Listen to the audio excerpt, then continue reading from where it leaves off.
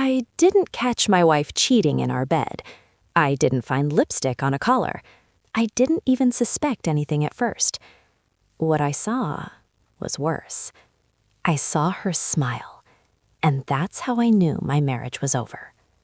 My name is Daniel Hayes. I'm 44 years old.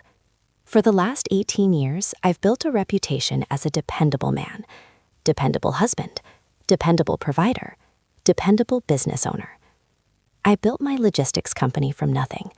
Late nights, early mornings, missed vacations, sacrifices. And every time someone asked why I worked so hard, I'd say the same thing: for my wife. Her name was Vanessa. Elegant, sharp, controlled. She wasn't loud. She wasn't emotional. She was calculating. I used to admire that. Now I know better. The night everything changed started like any other Tuesday. Vanessa said she had a client dinner. She kissed my cheek, didn't look me in the eyes, and left. That wasn't new. For months, something about her had shifted. Not distant, not cold, just rehearsed, like she was playing the role of my wife instead of being one.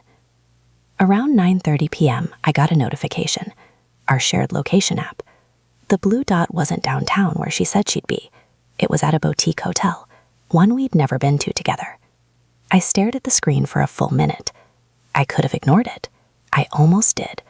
But something in my chest felt hollow, so I grabbed my keys. I parked across the street. I told myself I was crazy, paranoid, insecure. Then I saw her walk out, laughing, hand resting lightly on a man's chest. Not casual, not friendly, intimate. He leaned in. She didn't pull away. She kissed him. Slow, comfortable, familiar. And then she smiled. That smile. It wasn't guilt. It wasn't fear. It was satisfaction. That's when I knew. She wasn't slipping. She wasn't confused. She had chosen this. I didn't confront her. I didn't cause a scene. I didn't scream. I drove home, sat in my office, and started thinking. Because rage fades, but strategy wins. 3 days later, I received a certified letter. IRS audit notice. Unreported income. Financial discrepancies. I don't gamble. I don't hide money. I don't make sloppy mistakes. Someone had been altering company filings, and there was only one person with access: Vanessa. She handled corporate tax submissions. Suddenly, the hotel kiss made sense. This wasn't an affair. It was an exit plan. And I was the fall catch. That's when I reached out to someone I hadn't spoken to in years. Her name was Claire Morgan, Vanessa's former best friend, the woman Vanessa despised, the woman she once told me was obsessed with destroying her. Funny how projection works. Claire was now a forensic accountant, specialized in fraud detection. I texted her one sentence: "I think she's setting me up." Her reply came instantly: "I know." We met the next morning. Claire didn't look surprised. She looked prepared. She laid out bank transfer trails, offshore shell accounts, modified digital timestamps. Vanessa hadn't just cheated. She'd been slowly positioning assets, creating inconsistencies, manufacturing evidence. Claire looked me in the eyes and said, "She's building a case to ruin you." That's when I stopped feeling hurt and started feeling clear. "Why help me?" I asked. Claire didn't hesitate, because she destroyed my life once, and I let her. Vanessa had spread rumors about Claire years ago, got her pushed out of their firm, cut her off socially, painted her unstable. Classic isolation tactic. I had believed Vanessa back then. I felt sick realizing that. Claire leaned back in her chair. She needs control. She doesn't just leave relationships, she dismantles them. That line stuck with me. Dismantles them. So we made a plan. I would act defeated, confused, scared. Vanessa thrives when she thinks she's winning. Predators get sloppy when they taste victory. That night, I confronted her. Softly. "I saw you." She froze for half a second, then recovered. "I don't know what you're talking about." I showed her a photo I'd taken from across the street. She didn't deny it. She sighed.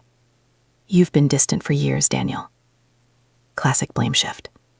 "You work too much." Gaslighting. "I deserve happiness."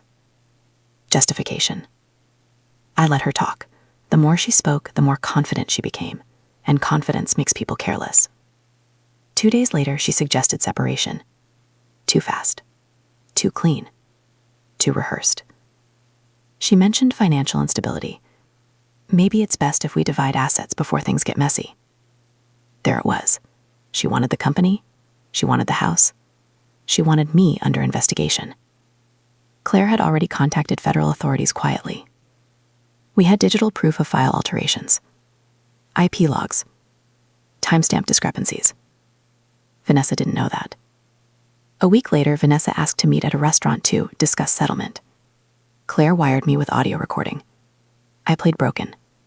I don't want prison, Vanessa. Just tell me what you need. Her hides lit up. You transfer majority ownership. Sign documents stating the errors were yours.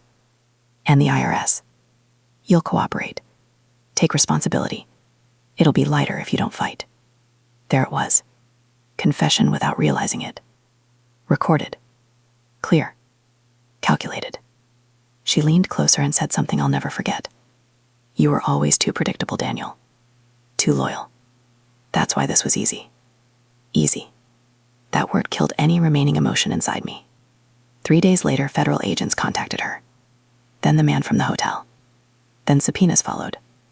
Vanessa called me screaming. You did this. No, I replied calmly.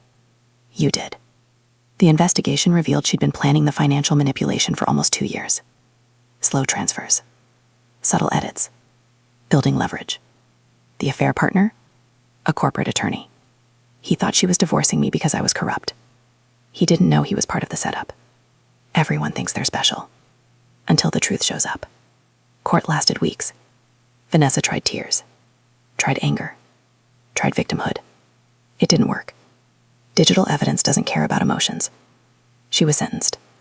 Fraud. Conspiracy. Identity manipulation. The man from the hotel cooperated for a lighter charge. She went down harder. The divorce finalized quietly. She lost claim to the business. The IRS cleared me fully. Publicly. My reputation didn't just recover. It strengthened. Because people respect someone who survives sabotage. Now here's the part everyone wants to know. Claire. The one Vanessa hated most. We didn't jump into anything. We didn't rush. But something different existed there. Not intensity. Not drama. Peace. Honesty. Clarity. Vanessa once told me Claire was jealous of her. Truth? Vanessa was terrified of her. Because she saw through her. And now, so did I. 6 months later, Claire moved into my house. Slowly. Naturally. Without manipulation. Without games. Just 2 adults building something grounded. One evening, we attended a business gala. Public. Visible. Vanessa's old social circle was there. When Claire walked in beside me, the room shifted. Whispers. Stares. Shock. I didn't need revenge speeches. I didn't need confrontation. Living well is louder than screaming. A mutual acquaintance later told me Vanessa had seen photos. From prison. And she was furious. Not because I moved on, but because I moved on with Claire. The one she tried to erase. The one who exposed her. The one she underestimated. That's the lesson. Betrayal teaches you something powerful. It teaches you to see. To stop confusing loyalty with blindness. To stop confusing love with tolerance. To stop confusing patience with weakness. Vanessa thought she was dismantling me. What she actually did was remove herself from my life and clear space for something real. 1 year later, my company expanded. Claire opened her own forensic consulting firm. We work in the same building. Different offices. Same foundation. Trust. Sometimes people ask me if I hate Vanessa. I don't. Hate requires emotion. And she doesn't deserve that anymore. What she gave me was clarity. And clarity is priceless. If there's one thing I learned, it's this. When someone betrays you, don't explode. Observe. Document. Plan. Because emotional revenge is temporary. Strategic justice lasts forever.